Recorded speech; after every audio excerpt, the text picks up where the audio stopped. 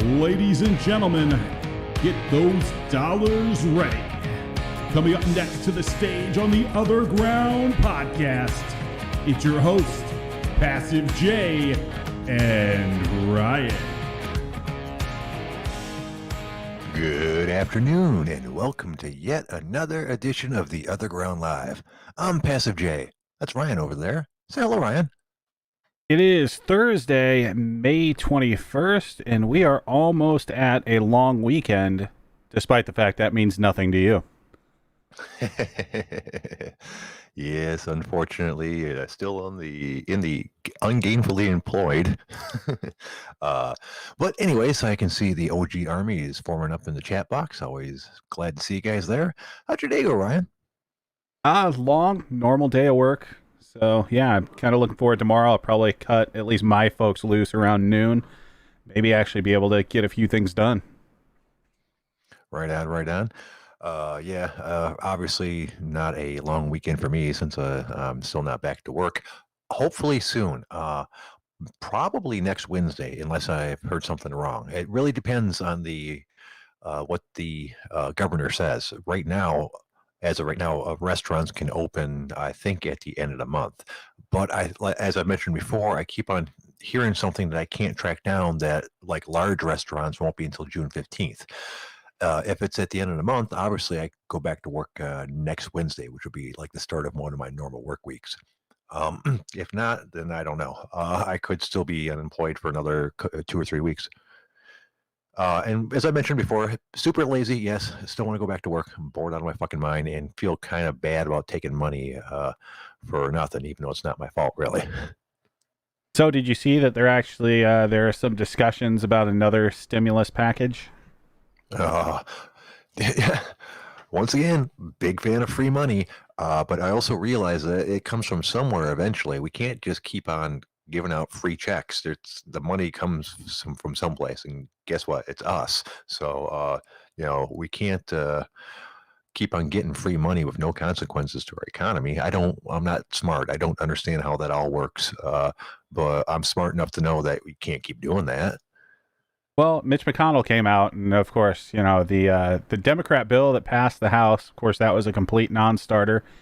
And apparently, to him, to bring anything to the Senate, the next bill has to remove the increased unemployment. Oh my! So I really hope I go back to work soon, because that would change things for me substantially. Right now, I make, honestly, I think about $25 or $30 a week more being unemployed than I am when I'm working. So for me, they happen to match it up pretty close to what I make. But if you remove that, all of a sudden I'm making like a third of what I normally make, and I definitely can't get by very long like that. So I hope that if that's the case, it coincides with me going back to work. Yeah, that's a pretty messed up stance to take. The whole, let's get rid of any increased unemployment. Sounds like probably any check to like normal people will probably be, if anything, as much as it was before or less. And then I'm sure we're just going to give another, like $2 trillion to big business. Right. And I understand why a lot of people are upset about the entire extra $600 to unemployment, because everybody knows people that are suddenly making more money. But they don't really understand why they did that. All they did is they simply took the average income of people collecting unemployment. I can't remember what the figure was, but it was the average income in some way, shape, or form, and then figured out how much they would have to add to that. The average unemployment thing to make it even again.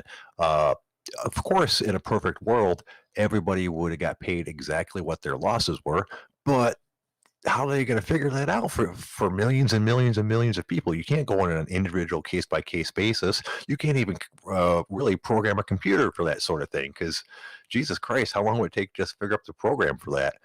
So they just picked a base number that they figured would be close to even for the greatest amount of people. So and you have to remember, for every person that's suddenly making $300 a week more than they used to, there's a guy that is normally making $2,000, $2,500 a week, and now is only making like $900.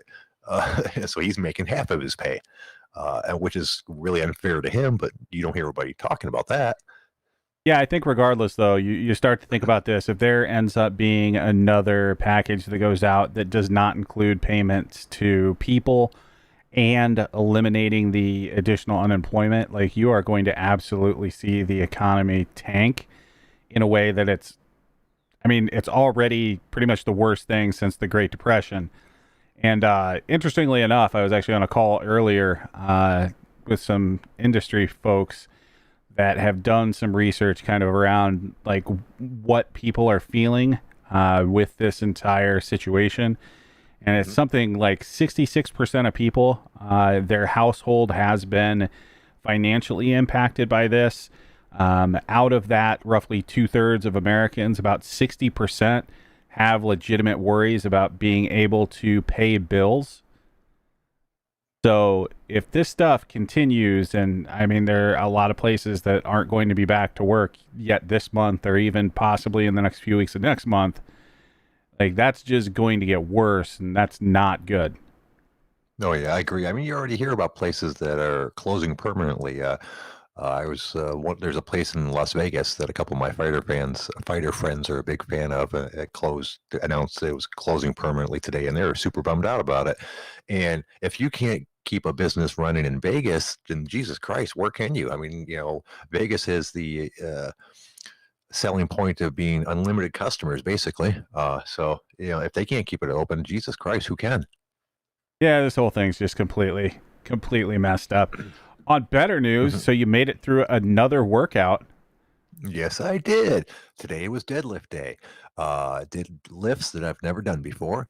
The box lift, which we're not going to be doing again. It turns out I'm not really built, mechanically speaking, for that kind of lift. I made my way through the lifts, but it was super duper awkward, and I could tell if I was moving substantial weight, there'd probably be issues. Luckily, I was able to send Big Dalton over there a couple pictures of me trying to form, and because describing it's really hard to do. And once he saw the pictures, he's like, "Yeah, that might not be the lift for you. We will find something else instead." Yeah, and it's not necessarily that it doesn't work with your body type. It's just I don't think you're coordinated enough to do it without your form being bad. Right. And also there's the problem that it would help if I had like some sort of adjustable block that I can move up and down or something like that. Because part of the issue was, from what I understand, you don't want to be level. You want your butt above your knees, so that your legs are sloping down slightly. And mine was the exact opposite, obviously, because I'm so tall and the bench is low enough that it actually angles up and then back down, which makes the form more awkward. Yeah, I mean, we could figure out getting you the right type of box or, resistance. I don't think you're quite coordinated enough to do that one. Well, that's perfectly fine. Like I said, I did not feel comfortable doing it, so we moved on. Did the did the hip thrusts again today. But turns out maybe I should be a little bit more awake when I do these things, because I don't know for the life of me why I did this. But I started off by getting on the bench and then like trying to thrust up with the bar. I might have some. I stopped after once, twice. Went, wait, what the fuck am I doing? That's not even how you do these. And then got back off on the floor, and put my shoulders up against the bench and did them the correct way. Oh, Christ, I don't even know if that other thing is a lift. Probably not, but. Yeah, I tried it once or twice. We need you focused when you're doing these things, because otherwise you're going to end up hurting yourself, and then you're going to have to go back to week one. Right. Well, for right now, since I'm still in the learning mode, I am and since I don't have to be back to work yet, I do sit down and drink a cup of coffee and chill out on the internet for 10 or 15 minutes after I've been in the bathroom for 10 or 15 minutes. So I've been awake for at least a half hour or so before I try any of these. So I'm not super tired or anything. I don't know. I brain fart, I guess.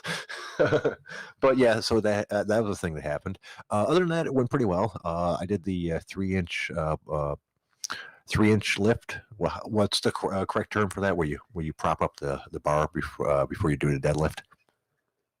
It's just basically like a 3-inch box lift, or like you can call it multiple things. It's just you're basically limiting your range of motion. Right, exactly. So, and those went pretty well.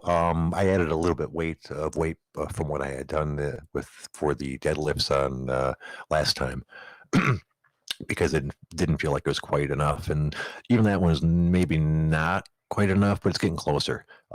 For most of the things I'm doing, I actually think I could be doing slightly more weight, but I'm being super careful, and Oh, whenever go ahead. so how close are you to 135 so you can actually use a plate and actually be at like the right height? 135 in what regard for how much I'm deadlifting? Yes. Right now, it was um, 85. I think I could probably I could get 135 in there and lift it pretty easy, but there's no way I'd be able to do like 3 or 4 sets of 10. That would be more like 3 or 4 sets of 5. God damn. Yeah, we really need to get you stronger because, like, I start like 20-year-old women out with 135 pounds. Oh, I could, like I said, I could do 135. I'll try it next time because I know I can definitely lift way more weight than I'm doing, but I was trying to be careful about it. I'm just not sure if I could do 3 sets of a 10 at 135. Only one way to find out. Yeah, number one, you Like do I'm need to be like you do need to be relatively careful because we've heard your list of maladies, so we don't want right. you messing yourself up. But also, like, you need to get used to pulling like at the right height and actually moving some weight. Like, I worry at some point that like you're going to get further into this program and you're not going to see a lot of gain because you're not pushing yourself properly. Right. I worry about that as well. So it's obviously a delicate balance, and I think it's now that I'm uh, into the second week, I could probably start adding a little bit more weight. As I mentioned, I haven't pushed myself hardly at all. There's only a couple things that I definitely am using too much weight. For instance, the front lifts you had me do the other day. I was doing, I think it was 10 pounds in each hand plus the bars, like 12 pounds, and that was too much. But I refused to take the weight off because that's fucking ridiculously low weight, and you got to start someplace. Yeah, I suppose so. So, in other news past that, how's the diet going? Pretty good. In between being careful with my diet and the medication I'm taking, the worst it's gotten in the last 2 or 3 days is like a 2 or 3. Now more like an uneasy feeling, and maybe a little bit of minor irritation. So I am a super happy camper. I'm not a happy camper with my diet, obviously, since it's got pretty goddamn boring lately. But turns out boring's better than pain. So You're actually maintaining like the things I told you to eat, and you're not going yeah, outside of that. yeah, for the most part. Like I've had So a what's couple for the snacks most that don't part? work. Like for instance, it turns out I can have popcorn. So I've tried that for a snack occasionally when I'm, not supposed to be eating. When it's not a meal thing and I want something to snack on, that doesn't bother my stomach any. Um, and let's see what else have I found. Oh, and I also have a bowl of cornflakes with non-lactose milk occasionally for a treat. Yeah, so you shouldn't be doing that. But Oh, it's just well, cornflakes, Kellogg's. like you gotta learn to follow directions. I know, but I'm not eating anything. Those things is major calorie intake. So, like I said, those are treats to have every once in a while. Since I'm not trying to have a calorie deficit, I didn't think it would be that big of a deal. All my main meals are basically meat and rice now. We bought it's almost normally hamburger, although every once in a while we'll try something different. Like we wanted to get good steaks. The wife was looking for good steaks. She, one of the rare occasions where she went out to the store instead of having something ordered, and she couldn't find any of the kind of cuts that we normally have. So she rolled the dice on a chuck eye. I think it was, yeah, it was called a chuck eye, boneless. It was Angus beef, so I thought it'd be good, and it wasn't that very good at all. Yeah, it sounds like some bastard cut of meat, but Yeah. regardless, like red meat is great for you, so Mhm. eat as much of it as you can. Yeah. So right now it's been, I would try to eat as much red meat as I can. I will do chicken occasionally because just to switch it up every once in a while. And it turns out, grilled chicken and even breaded chicken, if you're not if I'm careful, is not bad. It's usually, obviously, I just can't have anything fried anymore. Yeah, no breaded chicken. Yeah, well, I've only been going grilled for right now because I didn't want to have to do the research on what breading it is, because you have to do that apparently, because even the breading, if they make it the wrong stuff, can fuck up my stomach. But there is breadings that are okay. I just haven't bothered to look them up yet because grilled's pretty good anyways. So by okay, it's okay for the IBS thing. It's not okay for your actual diet. Right, exactly. That's what I'm. Yeah, we're of course talking about two different things here. So as I get more happy with my stomach, I will be dialing it into more of your, mostly just your diet, because if nothing else, my IBS diet doesn't give me that many more options, anyways. And I don't really enjoy any of them that much. So if I'm not going to enjoy my food, I might as well stay on the strict bodybuilding diet rather. All right, well, fair enough. Past Yeah. that, are you rich from Fiverr yet? No, I am not. For a second there, I thought you said fiber. I'm like, no, I've been getting enough, I think. But we're of course speaking of the thing called Fiverr. I just made a. Ooh, did I lose some sound here? Okay, there we go. I just made a profile for it to make sure so that I could sell my voice services. No jobs so far, but we're still working on it. So past like the OG, like where you could, obviously you should probably post a thread about this because you're an attention whore and this actually may drum up some business. But outside of like the OG, you need like an intro video with like examples of your work, because nobody's going to spend $5 based on just your text description of your voice. Like they kind of need to hear it. Well, there is an example of my voice on there, actually. I downloaded a closer I did for a podcast once. Yeah, but you need it like, so when you pull up the listing, like you need that intro video that has that, and like you talking about things. And let me look. I thought it would have been on there. Log back in. Oh, by the way, how's this sound? I got my new podcaster mic used, and I like it quite a bit better than the other one. I think it sounds better, but of course, opinions vary. Do you think it sounds better than the backup one, anyways? It sounds better than the backup one. It still doesn't sound super great, but I mean, still better than the shit one. Right. Yeah. Now, the only problem I'm having with it so far is I keep on having to adjust the internal mic volume because it seems to be going up and down on me. I don't know why. So, okay, let me log into Fiverr and we'll go look at my... Oh, no, it's there now. It wasn't there the first time I clicked on it. It was just a static image, so... Oh, we're done. You may want to hide your face, though. They made me put a picture. I mean, I guess I could just put a picture of the OtherGround Live logo, but I'm not sure if, that'd be an improvement or not. No, I'm talking like actually like in the intro video, you should probably wear a mask. You're going to scare people. Well, that's what I mean. Like they maybe put a picture up, so that's what it is. But still no orders, so I haven't been noticed yet. But I'm sure it'll happen. Well, have you made the OG thread yet? I noticed it's in the podcast thread, but like, come on. No, I hadn't made the OG thread. You want me to do it right now? No, as we speak. No, I don't want to. I don't want to listen to you fucking type. You can do this after the podcast in your free time. Right. All right. And I did do a little research because for one thing, you have to let them know if you can do high definition audio, HD audio, and I wasn't sure if I could or not, so I did a little more research on that and fell upon Audacity, which I've heard of for many years, but never really messed with. So I downloaded that and I was like, oh, I wonder if I can do a high definition audio with this.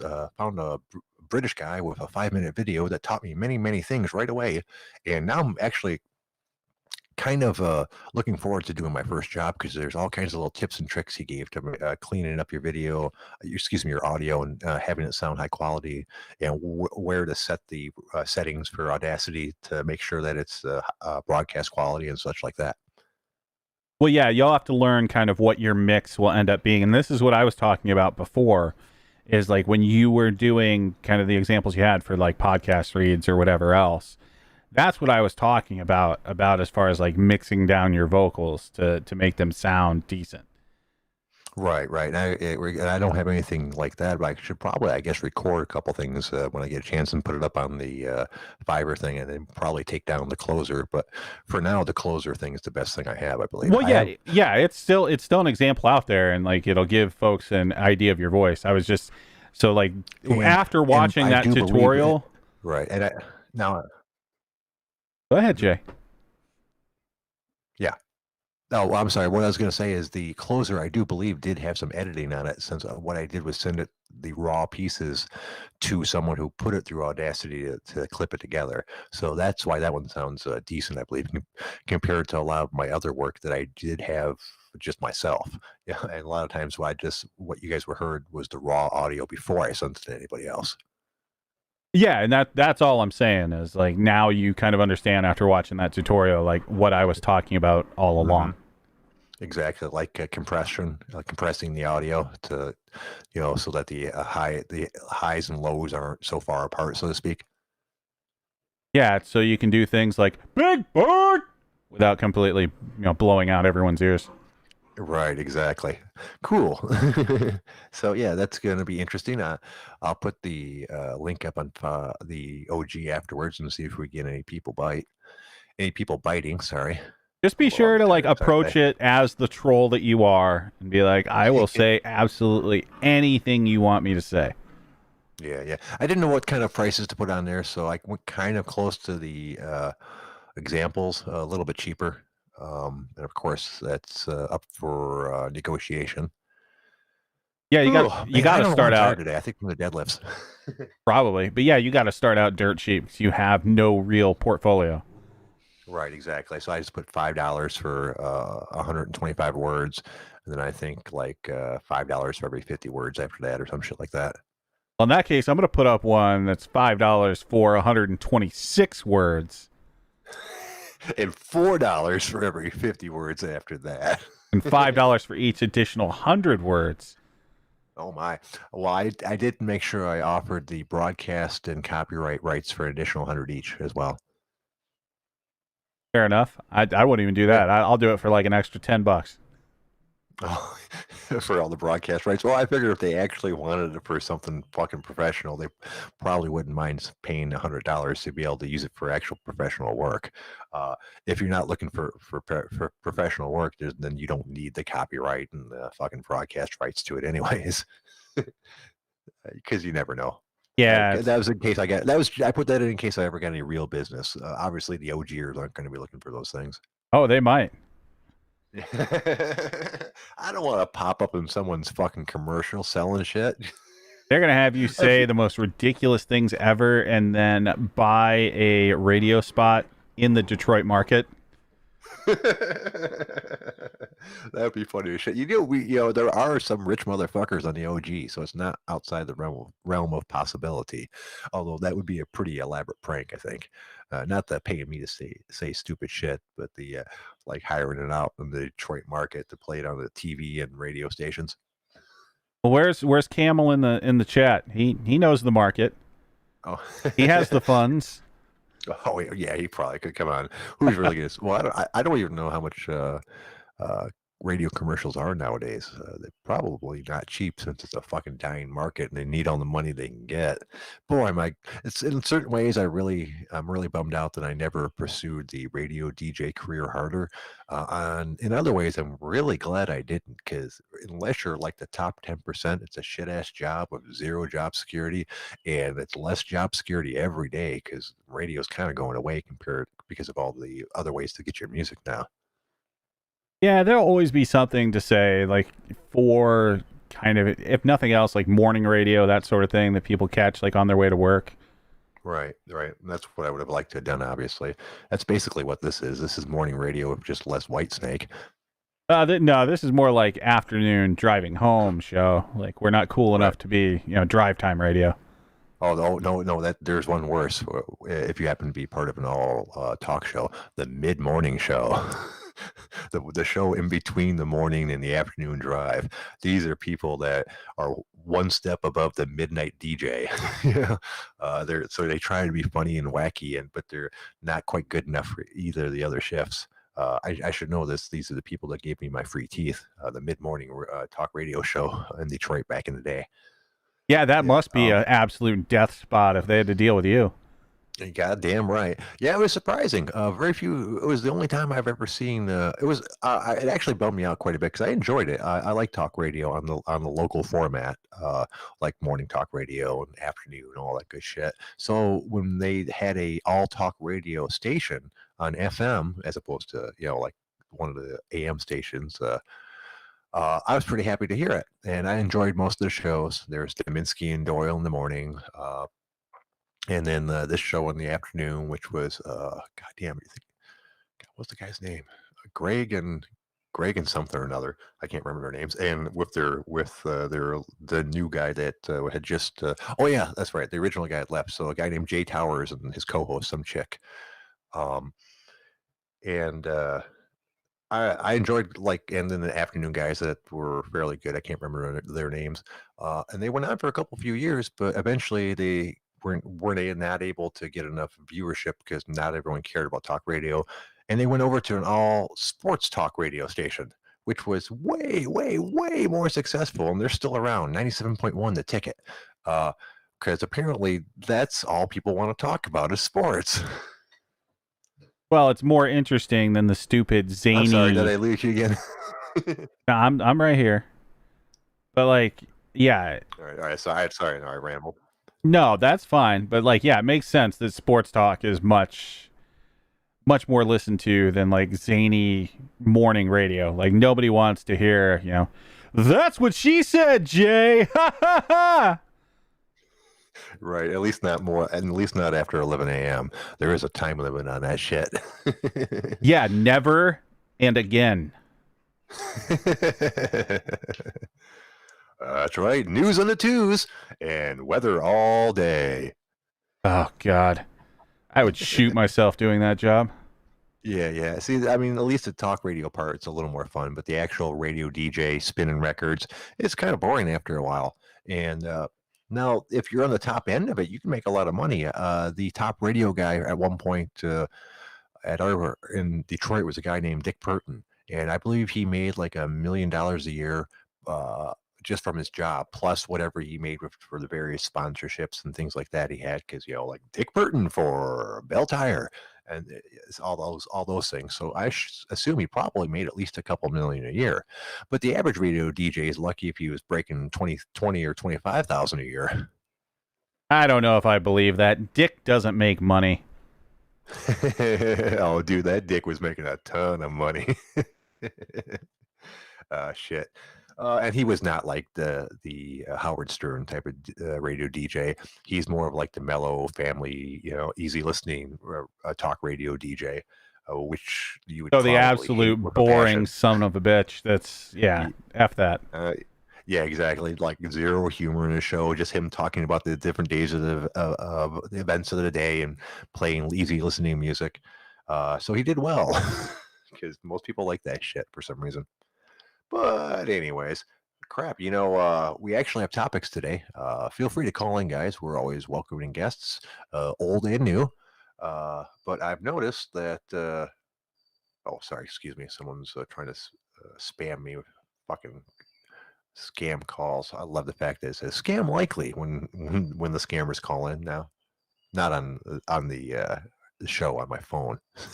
But anyways, did you notice that stripchat.com wants to buy naming rights for the Mercedes-Benz Superdome, home of the New Orleans Saints, and they offered $15 million to do it. It's really not that much for a major stadium like that. I think they could probably do more. Well, especially considering their last sponsor for the Superdome was Mercedes-Benz. Right. Yeah, I don't know how much. I guess I'd have to look up and see how much the average naming rights go for, but it doesn't seem like that much. I would assume it's not a serious bid. They would pay it if they actually accepted, but one of those cases where they're just getting attention by making the bid rather than actually expecting it to go through. Whatever happened to Condom Depot? Yeah, I don't know. Oh, by the way, this isn't even new. It turns out Bang Brothers did this last fall when they offered $10 million for naming rights to the Miami Heat's arena. So Yeah, it's not this is even a new nothing new at idea. all. Yeah. All right, but let's find out. Let's see. How much are naming rights to a stadium? Oh, I guess it goes by a contract. See, I'm seeing like 2.5 million a year, 750,000 a year, 7 million a year. But I guess I'd have to click into it to find out. I don't know. I guess it depends on how long the contract is, and I'm not seeing where that is offhand. Yeah, I have no clue. Not even really all that concerned about it. What else you got, Jay? Oh, okay. Well, hold on. Give me. All right. Well, I could have done some Google foo to find that out, but I guess it's not that big of a deal. Oh, well, let's see. Mel Gibson made a movie, and people are fucking freaking out about it. Have you heard about this one? No, is it some like crazy? Well, it's Mel Gibson, so it's crazy. But what is it this time? Oh, well, he's making a movie called Force of Nature. Uh, well, where he is a. Let me bring up the thing. He stars as a retired officer refusing to leave his apartment, even as a Category 5 storm begins to hit Puerto Rico. Uh, yeah, him and his daughter. And apparently, it soon turns out that Gibson's character wants to stop a group of men planning on stealing $55 million during the catastrophe. Kate Bosworth stars as Gibson's daughter, while Emile Hirsch portrays one of the police officers originally dispatched to the father-daughter duo's building. It's going to be released on video on demand and DVD and Blu-ray. It's never going to hit the movie theaters, and people are freaking the fuck out. Can you guess why? No, and by people, you're talking a very, very vocal minority because I don't think anyone really cares about Mel Gibson at this point. Well, everyone wants to complain. No, they're complaining because they don't think you should be making a movie about a Category 5 hurricane hitting Puerto Rico. It's really insensitive considering a Category 5 hurricane just hit Puerto Rico. Who cares? So I can't believe, I'm like, wait a minute. So you don't want them to portray anything that ever actually happened? Is that the rule now? Because that's what you're saying. You're saying they can't portray a movie about something that happened, or because it's basically they're saying they don't want Mel Gibson associated with their tragedy is what I think it comes down to. Because no one likes Mel Gibson anymore, and of course they're going to read more into it. It's like, of course, all the good guys are white cops, and all the bad guys are Puerto Ricans, yada yada, yada, except for, of course, the Puerto Rican cop that's trying to help Mel Gibson. But so people look for reasons to be offended about stuff, and that's pretty much what this is. Like, when did that become a thing? Like, what is wrong in your life? You have to go out there and like find things to be angry about. Yeah. Tell me about it. Okay, let's see. Here's some of the quotes. It's outright disrespectful to the people who went through the traumatic experience that was Hurricane Maria. For Mel Gibson and any Hollywood company to come to Puerto Rico. In Maria? What the fuck are these things? We're moving on. It's for Mel Gibson and any Hollywood company to come to Puerto Rico and make a movie where the islanders are the bad guys and he and the white people are the good guys. So wait. Are they actually filming in Puerto Rico? I don't know. That's what it sounds like. It sounds like maybe they actually recorded it there. Well, then, goddamn it, these people need to shut the fuck up. If you're going to be pissed off about this being about Puerto Rico and poor Puerto Rico, they're out there making a movie in Puerto Rico, thus giving Puerto Rico money while these fucking neckbeard fat ass retards are on Twitter complaining about it. Fuck them. Boom, roasted. Yeah. Yeah, and all the rest of the quotes are equally dumb. So I just saw that Mel Gibson is trending, and why? Dude, if you're going to do a movie about Puerto Rico being hit by a Category 5 hurricane, could actually make it into something meaningful, revolving around Boricas that has to suffer through that kind of disaster. I don't know what that means. Yeah, Boric. Boricua. Oh, okay. You even know where I was going. The UAS, Puerto Rico. Okay, that has had to suffer through this kind of disaster. Not whatever this shit is. So this guy is upset with that that Gibson didn't make something more meaningful without actually having seen the movie yet. Which, okay, granted, he probably is right about that part. But they're complaining about something they haven't even seen yet. It's just it's sad. Oh, I'm sorry. We got plenty of callers. I'm sorry. I was off the screen. Let me get you guys. All right. Welcome, Goddamn, Tanner pal. and Grad. Oh, Grad. Hey, I was calling in because I wanted to talk about Grad's blatant, closeted homosexuality. Let's do this. I'd like to welcome Tanner, Grad, and Captain Camel. Welcome, guys. Go ahead. So Grad, I contest that one who does not wish to speak about gays or gay clubs or being involved in any sort of gay piece of society, I contest that they secretly believe that cocks are delicious. And I believe that you secretly believe that cocks are delicious, sir. First off, listen, I don't mind fucking talking about it, but the last 3 fucking episodes, that's all the talk's been about, man. Fuck dudes. That's all I'm saying. Like, fuck this. You guys want to talk about it again? Make it fucking 4 days in a row or what? And this is an engineer, sir. This person who can't seem to fucking speak on a podcast without sounding like a robot is an engineer. And we are forced to believe that you don't believe that cocks are delicious. Never tried one. Don't intend to, so I wouldn't know. Ryan, PJ, can you answer? Oh, So- yeah, we can hear you. You just sound like shit. Yeah, Uncle Canada, you're gonna have to drop and call back in because you do sound like Tin Man. It's the cock and Not like the cool call one back. from. Yeah, and he didn't sound like the cool one from like The Wiz. He sounded like the original Tin Man. You guys ever seen The Wiz? You fucking I nerd. fucking win. Period.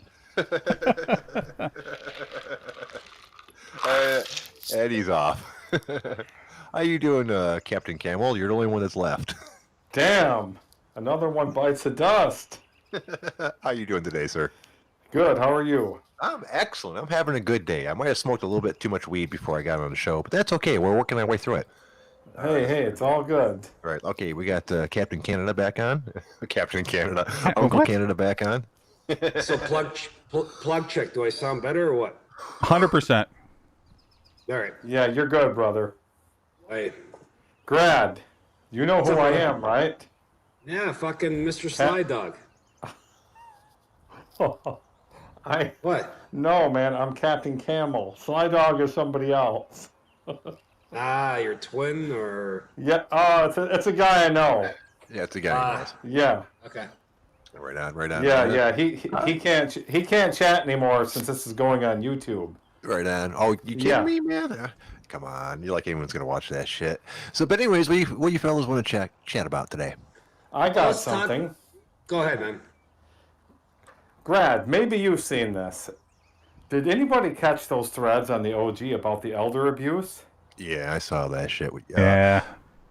My friend here, Captain Camel, actually alerted me to the threads because I had not been on the OG much today, surprisingly. And apparently, somewhere fairly close to me, probably about a 20, 30, 40-minute drive, maybe an hour, in a nursing home, some young man decided to practice his boxing skills on several elderly patients. I'm going by what other people have posted because I wouldn't click on the video in the first place. I knew better. I don't need to see that shit. And apparently, like some 23-year-old that goes to a boxing gym in Westland because he was dumb enough to leave all of his social media really, really, really open and then posted that shit. So, not surprisingly, the entire internet wants to burn this motherfucker down. What did Cecil Peoples score the fight though? That's the important thing though. 10-8 for Old Man it River. was- Yeah, definitely. He never verbally submitted, but I don't think he was very verbal to begin with. Yeah. That cocksucker should be fucking. You know what? he should be fucking beat the shit beat out of him too. That's fucking just not right. What and you're just saying he posted it on social media as well, right? Yeah. I don't know why he posted it or if someone else posted it, but it was really easy to track him down because apparently he's posted a whole bunch of shit, a whole bunch of different videos and things like that. Nothing like of this nature before, just like the normal 20-year-old actively social media person, but he didn't have any of his shit locked down. So the instant that someone wanted to find him, it was really, really easy to do. So his name has been spread around the entire internet to the point where there's not a chance in hell that he's ever going to get rid of it. And he just probably wants to hope that the authorities pick him up rather quickly, because I'm sure there's going to be other people looking for him. And I believe several people have mentioned, oh, let's go dojo storm his gym. Unless he's goddamn insane, he's never going to be back in that place again. Hey, okay, let's dojo storm his house. Let's go. No. The thing is, I'm curious if Tenor's still listening in that. I'm assuming he's kind of had similar stories to this. I wonder, obviously, you can't get into any details, but I'm assuming cops fucking... Some of them will fucking rough some of these fuckers up too a little bit. No, what do you guys? Oh, no. I suspect Tenor probably has beat up a whole bunch of old people before. No. The suspects I'm talking about. These fucking pieces of shit that do that. I know, dude. I don't know. It would be interesting to hear about the cop. It'd be hard to get an honest answer out of any of them, obviously, because they're not supposed to be roughing up suspects, even if they deserve it. So, if it'd be beneficial to them to not bring it up. I would put it this way: we've seen a lot of body cam footage of some pieces of shit where all of a sudden you just hear the screaming of "Stop resisting! He's reaching! Stop resisting!" Yeah, that is true. And I imagine that it's got to be hard to resist the impulse, especially in the heat of the moment. Your emotions all worked up. This person probably was trying to cause you physical harm. Otherwise, they wouldn't be resisting. I don't know. That's one of many reasons why I couldn't be a cop. I don't think I'd be able to handle my emotions in those situations. No, same. Like, I have a huge respect for the good cops out there, and I would 100% say Tenor's one of them. But yeah, if it was me, I would definitely be pulling the "He's reaching! Knee him in the face!" Yeah. I think I'd spend my entire cop thing pulling people over and giving them tickets for not using their turn signal and going 35 and a 50. I'd just be a vindictive traffic cop because I get so annoyed driving around nowadays watching people do stupid shit driving. Someone asked me before, why do you hate driving so much? I'm like, I love driving. I hate driving with other people. Yeah, but everybody says that, and that's the thing. There's also the chance out there, Jay, that you're a shitty driver, and everyone else is saying the same thing about you. Yeah, well, no, that's possible, but I drive the same way I live my life. I try minimal effort. So no. You just idle? No, I try to drive. My job when I'm driving is to not affect your drive in any way, shape, or form. So if I pull up, to a crossroads and I can make a right and I see someone's coming, I will not pull out unless I can pull out and accelerate to speed before you have to hit your brakes. If you have to hit your brakes because I pulled out in front of you, I did it wrong, and that's how I feel it should be done. Fuck that! I am pulling out every time because I do not need any more kids out there. Jesus, I'm still referring to driving. Thank you. And that's how I do this. When I come up to a light, I always make sure I use my turn signal because if I want other people to let me know where they're fucking going. That's one that always irks me. People are like, oh, I was like, dude, why didn't you use your turn signal? Oh, I could see there wasn't anyone around. Dude, that's who the fucking turn signal is for. The people you don't see. Yeah, that's why you let people know. And by the way, turn your turn signal on after you get into a lane doesn't do me any fucking good. Yeah, I already can tell that you're going over. So turn signal ones are one of my big ones. But that's the type of cop I would be, just a petty, vindictive one. Yeah, it's a good thing you're not a cop. Yes, it's a good thing. Well, that and you in a foot chase, just imagine that. You dead sprint after someone. There he is, Tenor. Let's go to Bug it. Tenor the what? What are we talking about? What's going on here, guys? My career as a cop, how that would go, most likely. No, we're talking boy. about some dude that I guess some boxer who worked at an old. I saw that. Yeah. That made me very. That made me very angry. I didn't like that. Yeah. That dude, I don't understand. See, it's people like that should be eliminated from society. Right.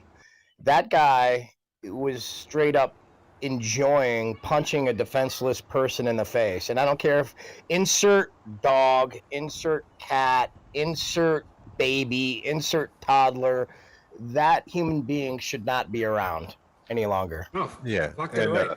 And Grad brought up a good point. He was speaking on how hard it must be for police officers when they finally arrest that motherfucker to not rough the fucker up before they bring him in. Yeah, for me, that's not really all that tough. I've said it before on the podcast. I'm very good at compartmentalizing. When you guys hear me, honestly, you guys hear me at my rawest. You hear me with all the fucks and all the shits and all the, I'm real with you guys. When I put on my uniform and I go to work, it's almost like I'm an actor. I'm doing my job. I'm doing it to the best of my ability. I'm communicating well. I'm reading you well. I'm manipulating you. Manipulation is a big part. I know Icy Mike and I got into that a little bit with manipulation. I'm much better when I have a uniform on than I am when I'm in my personal clothes. Because when I'm in my personal clothes, I have my personal views, I have my personal thoughts, and I have my biases, my prejudices. And don't get me wrong, fellas, we all have prejudices. A lot of people say, I'm not prejudiced. No, we're all fucking prejudiced. We all prejudge. That's all. A lot of people mistake racism for being prejudiced. We all prejudge. You guys could not get through life without prejudging people. Every person you meet, you prejudge. So I'm much better when I'm in a uniform because I put all that shit aside. Or I attempt to, and I do the best of my ability to do that. God You know damn. what I mean? Dude, it sounds exactly how I feel like when I put on that Wookiee suit. God, it's eerie.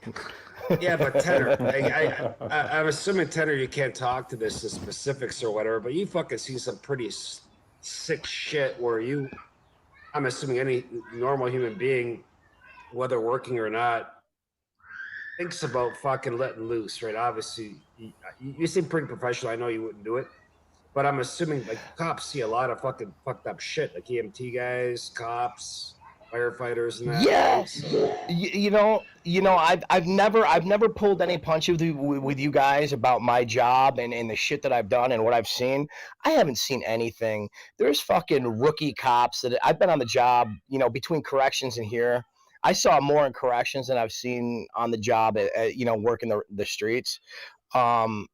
I've seen fuck all, dude. There's guys in big cities that are fresh out of the academy, and their first 6 months, they've done and seen more shit than I have. I make no bones about what I've done in my career, man. I don't work in a very big area. I don't see a whole lot of shit. Have I seen a dead body or two? Yeah. Have I had somebody at gunpoint? Yeah. But in the grand scheme of things, guys, make no bones about it. I am on the hierarchy of cops and what they've seen. I'm on the fucking very, very, very low end of the totem pole. You know what I mean? And that's not necessarily a bad thing.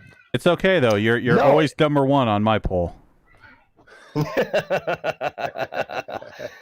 Yeah, that was actually, you know what, Dalton, that was probably the quickest, nicest drop in you've ever had. I'll give you props for that, brother. And I'm sorry for my kids screaming in the background, by the way, guys. No worries. That's all right. Yeah. If you're a kid, Dalton's on fucking fire today. I was gonna say Dalton's on fucking fire, man. Yeah. And it doesn't surprise me that you said you've seen a lot more in your corrections career. My stepbrother, that shitbag, is a corrections officer as well. And I've always been interested in that career, not for something I'd want to do, because goddamn, in a lot of ways, that's way worse than a police officer's career. But there's so many different TV shows that in the last 10 or 15 years that covered corrections, like in jail on the inside, which I always found interesting because I always felt like I was only a couple of lucky choices from being in jail, not on the correction side, but on the prisoner side. So I've watched a lot of those shows, and the thing that comes to me the most is corrections is a fucking dangerous job at almost any level. Stand by, guys. I gotta. Yeah. Isn't that kind of shitty? Isn't corrections kind of shitty pay as well compared to, let's say, conventional cop too? Or I would assume both of them. I think it depends on where you are, and what your job is. I assume all of them start pretty low, but Homelander says yes. At least, yeah. I assume so. Yeah. But at least in some places, they have their own like corrections academy. Like you go to courses and classes and stuff like that before you even get the job. And I would assume in those cases, it's probably a little bit better pay, but not compared to what they have to do. 100% shitty pay, almost from the top to the bottom. It's not a fun job, and I don't envy anybody that does it. You have to have a really different type of temperament to deal with people that really, really want to fuck with you all day long. That's what I came across as. Unless you give the exact right vibe as a correction officer, you're just going to get shit all day long. Yeah, you would not last. I had to yell at the kids. Yeah. No, corrections. Can you guys hear me? Yep. Oh yeah, we got you, boss. Yeah, go ahead, man. Yeah, corrections is a motherfucker, man. What people don't realize, or like everyday people that from the outside looking in, when you do corrections, granted, there's a lot of mandates. So you go in for an 8-hour shift, and if coverage is low, if someone calls in, you get mandated. There were years on end that I would work either straight 16s or straight 12s for all my week, and it wasn't planned overtime. It wasn't like I wanted it. I would go down at the end of my shift. At Central Services, you put your keys in, into a locker. They take your keys from bulletproof glass. They take your personal keys, they put it in a locker, and they give you your facility keys, and you go to your unit.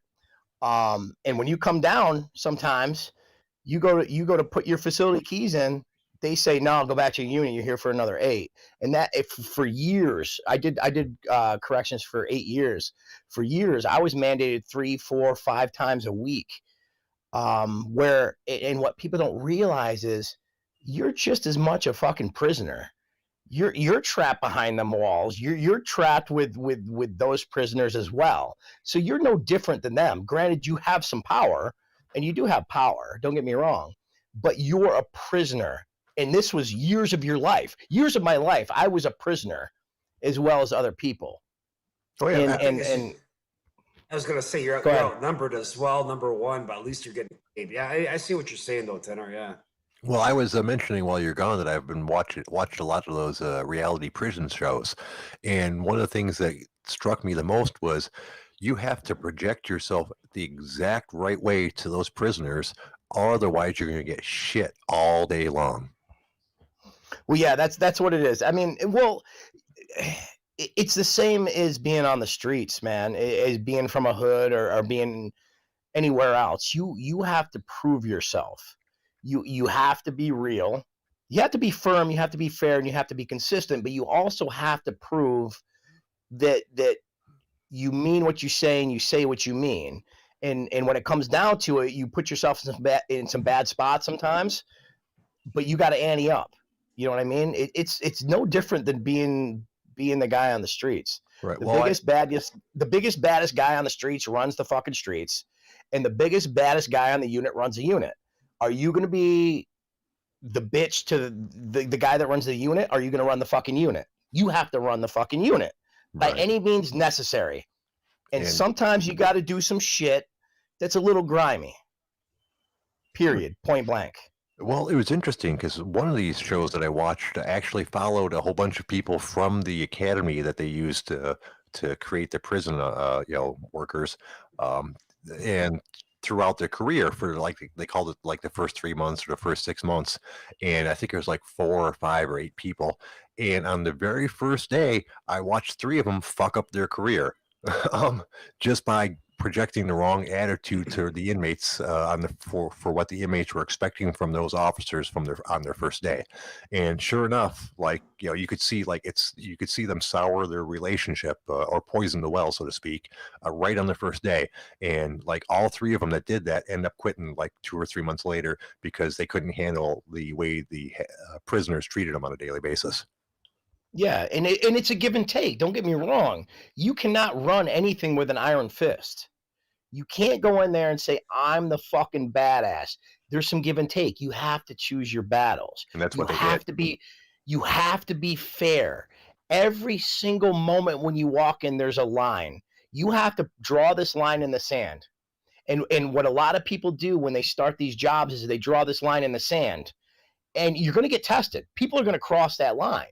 And what people do that aren't prepared to deal with the confrontation, they'll take a couple steps back and they'll draw another line. And you're going to push that line and they'll take a couple more steps back and they'll draw a line. Next thing you know, that person that keeps backing up and drawing those lines, he's bringing you cell phones. He's bringing you drugs. He's letting your girl in the visitation room give you a hand job. So you have to be firm, you have to be fair, and you have to be consistent. And once that line is drawn, you got to do what you got to do. Bottom line. Or next thing you know, you end up accomplished to a hand job. I guess it's a respect factor too. So 2 questions for you, Tanner. First one, like what type of security was it? High, like, you know what I'm saying? And number 2, is that the first experience or not experience, but the first attraction you had to male ass being a correction officer? Or what? Number 1, number 2. No, first question. No, medium. I was in medium secure. So I had people that either stepped up, they fucked up in non-secure, or I had people that were coming down from secure. Okay. So I had a mix, man. No, I had murders. Yeah, I had murderers. I had rapists. Yeah, I had the gamut. You know, and what's fucked up about corrections is, depending on your judge, the area you're from, and what your relationship was with the court system from where you are. I had murderers intermingling with people who were they had low petty fucking crimes, man.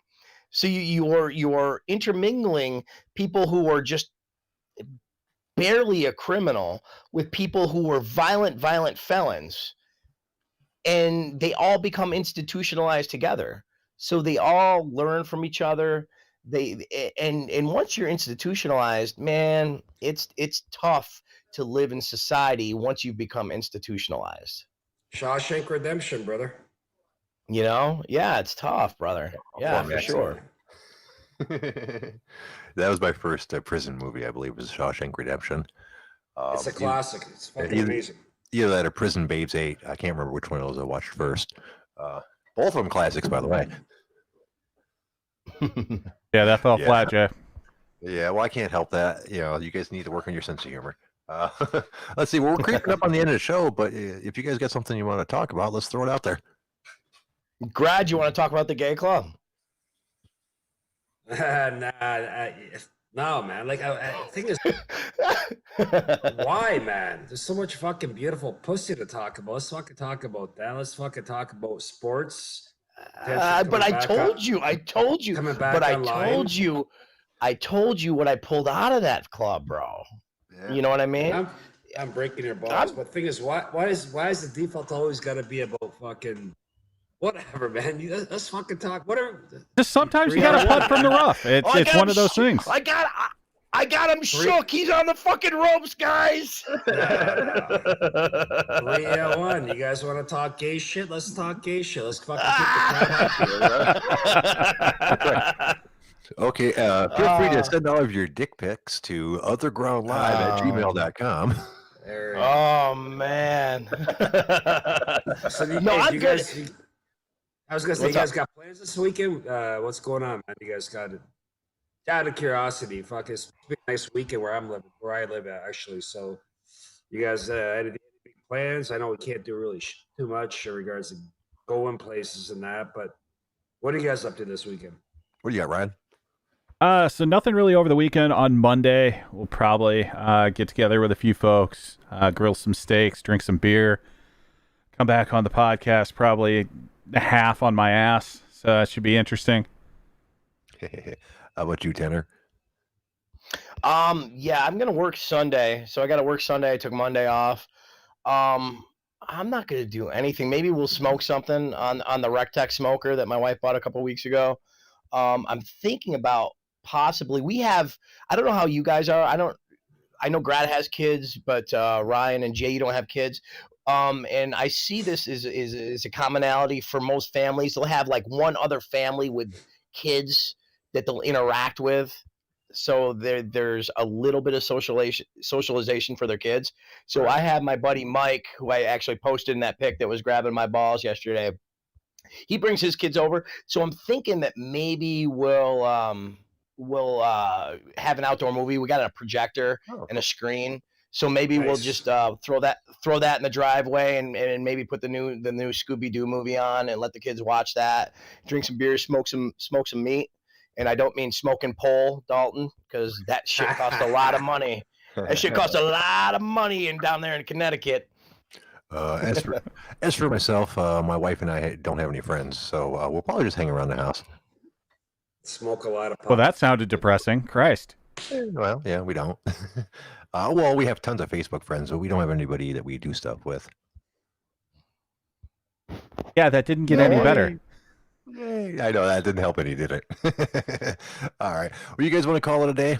I think it's about that time. Yeah, let's do it. Yeah, I Right guess on. we'll call.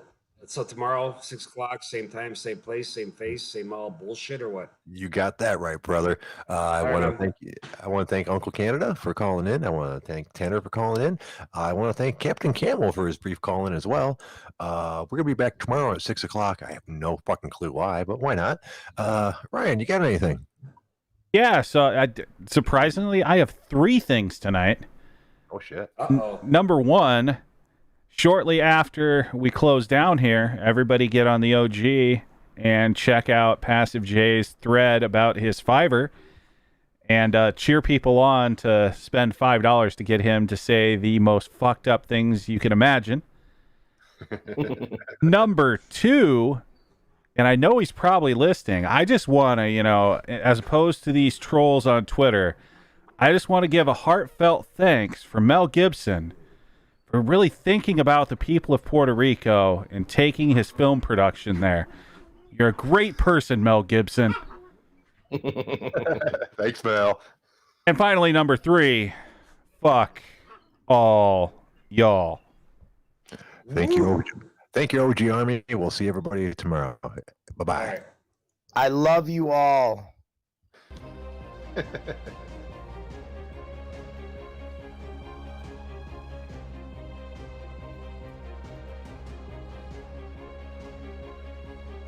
Screw you, hippie!